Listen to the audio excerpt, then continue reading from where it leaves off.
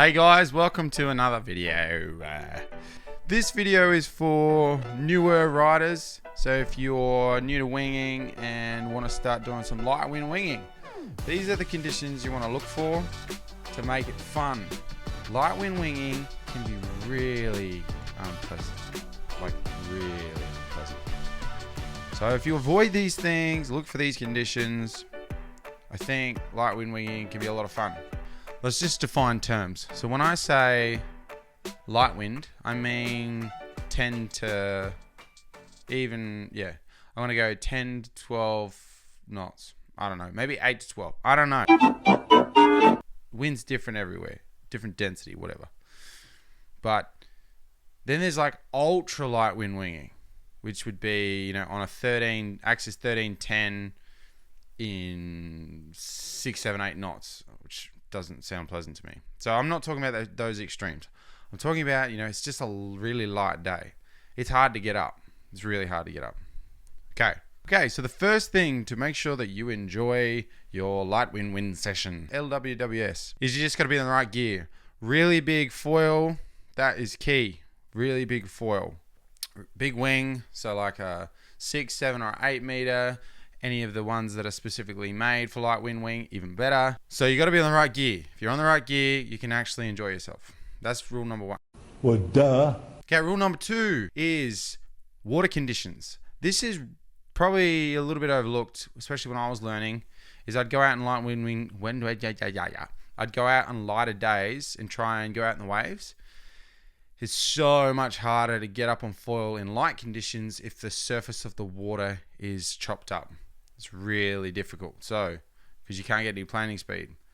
My recommendation is if it's, sub 12 knots, don't go out in the surf. That's just me. That's just what I do. I've ripped wings because the wind, it was enough wind to get up if I was in flat water, but there's not enough wind to get up in choppy conditions. So that's something to be very aware of. The third thing is current. Even if you go to a flat water spot, if there's a lot of current, it can be really hard to get up and going. The example would be that you're a regular footed rider, but you have to get up, say going goofy or toe side to get going. So say the beach is here and the current is going this way. So beach and current's going downwind. So you have to get up. You might want to like paddle out and then get up and go back this way, or you want to try and get up and go this way. If you try and go down current and downwind, it's extremely hard to get up in light wind conditions because the wind will backstall, and also you can't get any water speed onto the foil. So that is a little helpful tip. Watch out for the current. It's always easier, so say the wind and current's going this way, it's always easier to get up going into the current across the wind. I don't know if that makes any sense. Okay. The fourth thing is just technique.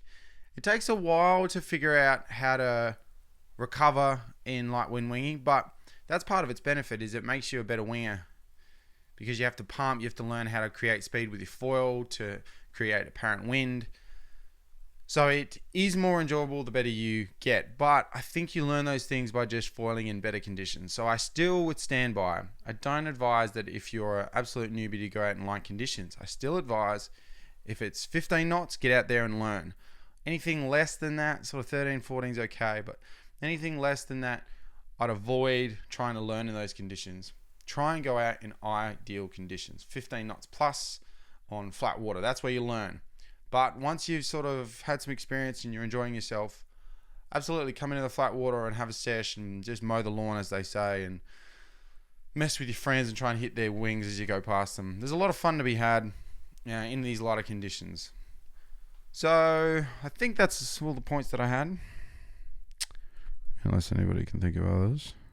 If you have any other pointers for people for light wind winging to make it more fun, not how to do it, but how to make it more fun, drop a comment below, because I don't know if I covered everything, but obviously wear a wetsuit if it's cold.